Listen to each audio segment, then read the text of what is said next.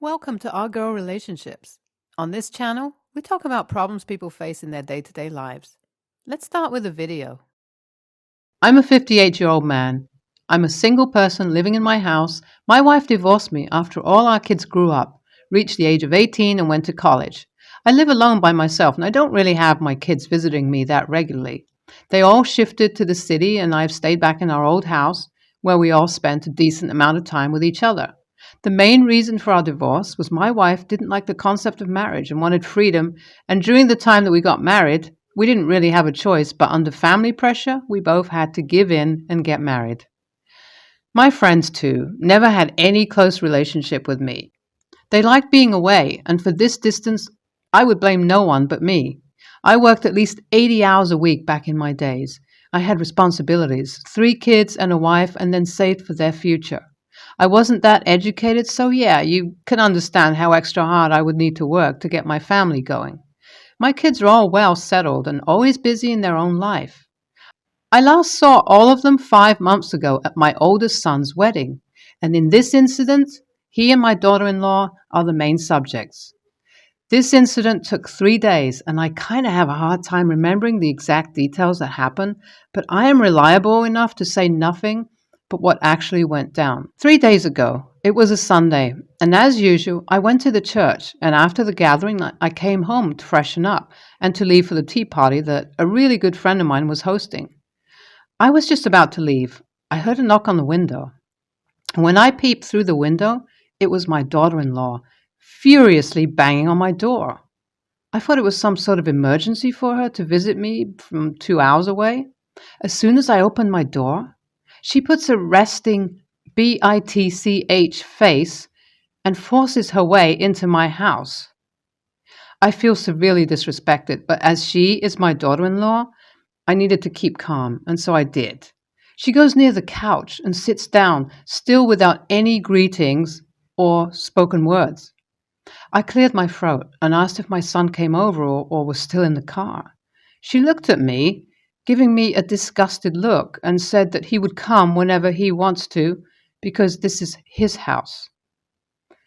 I couldn't get it, what she meant by that, so I just thought that she didn't know that this house is not a part of the inheritance, so I just laughed it off and tried having a conversation, and just when I was about to sit on my couch, she literally threw her hands and stood up in front of my face, threatening me that if I would sit in her couch, she would accuse me of raping her.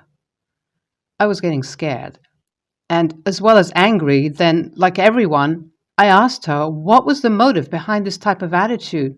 She just simply told me to get out of her house. I was getting really angry because no one has ever bossed me around in any way, and this girl was literally telling me to get out of my own house like she owns it. When I tell her that I won't and start standing my ground, she starts asserting herself into my face like 2 angry men while staring and in a low voice tells me that she would call the cops and tell them that I sexually took advantage of her while her husband dropped her off to complete some work. I would have no proof to explain myself with or prove my innocence with. That really scared me, so I just took some money and clothes along with all my documents and left the house. Of course, I carried my phone with me, and after reaching a motel gas station, I called my son and asked him what his intentions were with making his wife accuse me of assault and make me leave my own house by threatening me. He said he himself is shocked to hear that his wife did that, and he was out of the city they lived in, so basically he wouldn't know what must be going down at his house behind his back. He told me he would ask what happened to his wife and inform me. I don't know, but somewhere down there, I knew my son was lying about not knowing what his wife was doing and him not being in town because while leaving, I saw the exact car that my son uses 2 blocks away pulled up in the street. I know they have plotted the whole drama against me. So I called my lawyer immediately and asked what the hell I was supposed to do. He told me invasion of property is a crime, and as long as that house is in my name, I can't be kicked out, and suggested me to call the cops and tell them about her threatening me and how she had made false claim against me to accuse me of sexually assaulting her. And I agreed because I made that house with every penny I had and built it all from scratch. No way I am letting her take that house from me. I first called my ex-wife and told her about the whole situation. We may be divorced, but we still are each other's best friend, and we regularly contact each other. She said she would drive with her friend and try to reach our place as soon as possible. I called the cops and informed them about the whole situation I have been having, and they tell me to meet up at our house. Everything is set, and we need to meet up and kick them out. When I reached my house, most of my things were thrown out of the house and were being loaded in a truck. And I can see my son's car parked in front of our porch. I was really mad at him for lying. When I called him, he told me to stay at the motel for today. So this is why he wanted me to stay at the motel. The cops arrived after 5 minutes while I was waiting a little away from my house. I see the cops arriving and call my son and daughter-in-law out to see if they have the guts to face me. My daughter-in-law gets startled by my arrival and starts getting her stuff, trying to leave my house perimeter, while my son marches right into my face while asking what the hell I was doing there when he told me to stay at my motel. Then, when he notices the cops, he starts cursing at me and trying to get into his car while not even trying to get his wife back. After a chase they gave us, the cops managed to take my son in control, and my daughter-in-law took advantage and started running away. They couldn't catch her. The little trick was fast to outrun the cops. The cops took my son into custody and made him sit inside the house and made him call his wife and tell her that she should meet him up. And he also managed to get away from the cops, but she didn't buy that story but told him to F off, and she cut the call. My wife arrived in 1.5 hours, and she was shocked to see our son captured. After I explained to her in detail, she understood and agreed to remain calm and go through the whole investigation process. My lawyer arrived, and my son's lawyer is yet to arrive, and he refuses to speak in the absence of his lawyer. We had to pay the Packers guy and had to tell him about the whole drama. He understood and charged all the money to my son, like it was prepaid, but as he had to put everything back together, he didn't make a refund and went away. For that night, we would be calling it a day. Me, my ex-wife, would be staying at home for a few days, and my lawyer had to go to the police station with my son and cops as we were putting charges on him for trespassing and causing harm to my property. They are still looking for my daughter-in-law. Hello, everyone. I have a small update for y'all. So, as you all wanted to know what happened, my son was bailed out of jail by his lawyer and his friends. My daughter-in-law was caught and later convicted with fine charge of $2,000, and after submitting it, she was out of the station, and as she had threatened me about false accusations, we decided to get a restraining order against her to make sure she doesn't get anywhere close to me and further accuses me of falsely abusing her and making me look like a criminal. The real reason why my son did all this to me is still unclear, and my wife is trying to contact him. Another update. So the post has got so many upvotes, and this being my first post here makes me feel things. The real update is that now we know the real reason why my son did what he did to me. After a few days of them getting out of the police station, my wife contacted him, and he picked up because his wife had left him too, and he was all alone looking for a hand. So my ex-wife suggested he drive again to my house, and other siblings would be there as well, so that we all can sit together and talk things out like a family, and also spend some time together. I was in no position to see him without feeling that disappointment, but my daughter asked me to be calm and give him a chance to listen to his side of the story. So, according to him, his wife wanted more money in the family inheritance. Everything I had was distributed equally among the children, and the rest was given to my wife. And I had all savings that was left in this house because it is really special to me in every way. His wife forced him and would abuse and threaten to leave him if he didn't get this house from me. Her family members were in debt, so her plan was to take this house from me, sell it, get the money, and clear the debt. But as I knew I owed her nothing, I didn't feel bad for her, But from my son, I sure felt a bit angry and hurt. But I know he loved that woman and she manipulated him, and the rest is history. We talked a lot of things and were nostalgic. It felt amazing to have the family again. If you read this post after the update has been made, the daughter-in-law is the only a-hole here. Okay, for some context, my twin brother and I, 21 male, grew up, raised by our dad, 39, as a single parent. Mom, 39, was never in the picture up until last year. My dad was the best. Those were the best years of our lives. Dad was always present, kissing, hugging us, playing with us, sleeping in the same bed until a certain age because we liked it. There is just one thing. We've never heard an I love you from our dad. Like ever. My dad used to say something like, you are loved, but not the typical, I love you. And I don't know about my brother, but I grew up feeling like that was a missing piece. Because other kids' parents used to say, I love you, all the time. All of our lives, it was only the three of us until we went to college. We never met any partner, and our fathers stayed single. A month after my brother and I went to college, my father moved a guy in. His name is Eric. 3 months after moving him in, they got married, which makes me suspect they were dating before, which didn't bother us. It was fine. We even encouraged our dad to date, but he refused. So everything is fine. Eric is a nice guy. We get along well. He doesn't want to force a fatherly role, which is great. Eric and my dad used a surrogate 2 years ago. They now have a boy together. My dad hasn't changed a lot.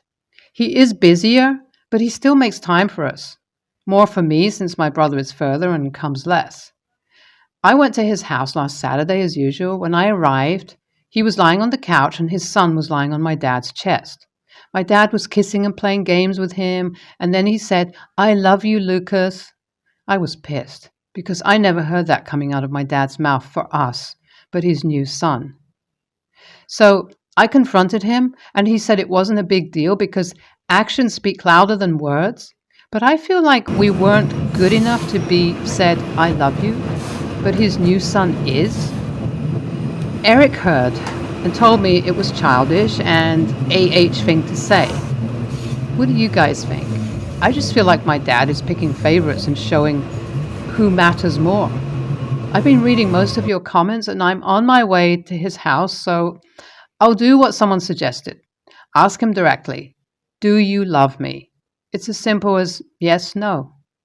Someone was asking, my mom wasn't on the picture because her parents forced her to give us up. They are wealthy, so were somehow ashamed that their daughter had babies at a very young age, and as my father refused to get married, they just forced her to give us up. Update. Okay, guys. I just arrived at my dad's house 2 hours ago, and the conversation just happened. I arrived, but my dad wasn't home because he was at the supermarket. Then he arrived like 15 minutes later. I was in my room, and he came to say, hi, love. Lucas was in his room and was eager to see Dad back, so he started jumping and crying to make my dad carry him. My dad took Lucas to the living room to watch a movie. They were watching it, and I joined them. So my dad kissed Lucas and said, I love you, my little one. That was uncomfortable. But then he looked at me with a smile on his face and said, I love you too, dummy. I must admit that it was weird, but felt good. My dad went to the kitchen because Lucas wanted some snacks, and I followed him. In the kitchen, I asked him what that was. So he replied that as I seemed to be mad at him the last time I was here, he just wanted to please me. Then he explained to me why he used you are loved, because he wanted something special for us and not the typical I love you. And also because he knows my mom didn't willingly give us up. Thus, by you are loved, he wanted to make us understand that we were loved by both our parents. So we don't internalize the idea of one parent not loving us because I love you implies that we only got love from him as a single dad. So I told him that from now on, I prefer to be told I love you, since our mom is in our lives now and she says she loves us. He wasn't happy about it because you are loved is a special connection between us, but he was willing to adjust now. He begged me not to doubt his love again. So that's it. I talked to my dad and it feels great. My brother came a couple of minutes ago and we will have dinner soon. NTA, you deserve to feel loved and hear that you are loved, especially from a parent. I don't think you handled it the best. Try to sit down with your dad. Therapy may help you work through some of this in a healthy way. My fiance, Mike, is a smoking hot man. I mean, he is model handsome, whereas I am a plus size gothic woman that isn't considered conventionally attractive. He is also sapiosexual. We started long distance and he didn't even ask for a photo for weeks. He said my brain was enough for him, and he has proven that every day. We've been together 5 years now, living together for 4, and I feel adored and practically worshipped. A week ago, he proposed. He did a perfect proposal with most of our friends and family involved. I noticed Julie wasn't there, who has been my best friend since we were 10, but I didn't think much of it. Julie is also extraordinarily beautiful and is an inspiring influencer. Mike sat me down 2 days ago and he looked very grim. I asked him what was wrong and he handed me his phone to show me a message thread with Julie where he asked for help planning his proposal. It started off fairly innocently, where she asked questions about things such as the ring, locale. After that, she sent him questions like if he really wants to marry me due to my weight and health conditions. I have PCOS and fibro. Mike has been helping me with diet and exercise, and I've lost over 120 pounds. She's well aware of his encouragement and support, so this came out of left field. He said yes and went back to try to plan when she started bringing up my flaws, like my skin not being constantly clear or my slightly crooked nose. He flat out asked her what she's implying, and she said that someone as handsome as he should be with someone like her, not me. His response was a bit cruel, to be honest. He said that she wasn't intelligent enough to be attracted to, and her interests were vapid. She blocked him. I sent her a message asking her to come over to talk, and she freaked out because she already knew what it was about. She started making excuses at first, but then she just flat out said that I wasn't pretty enough to deserve him and that it wasn't fair. She was beautiful and single. I sent her a message back saying that she was beautiful, but her personality has made her ugly, and then I blocked her. Our mutual friends are split. Some are saying I should be more sympathetic because she was brutally dumped recently. He cheated and got his affair partner pregnant. A few are mad that I insulted her as I did. I feel bad because I did insult her, and I know that she's always felt stupid compared to me, and that I hit her in her insecurities. My mom and Julie's mom are also BFFs, and this has unfortunately affected their friendship. And my mom is also a little upset that I didn't take the high road, but she understands that my friendship with Julie was over regardless. AITA for telling my friend her personality made her ugly. NTA, you need have nothing to do with Julie.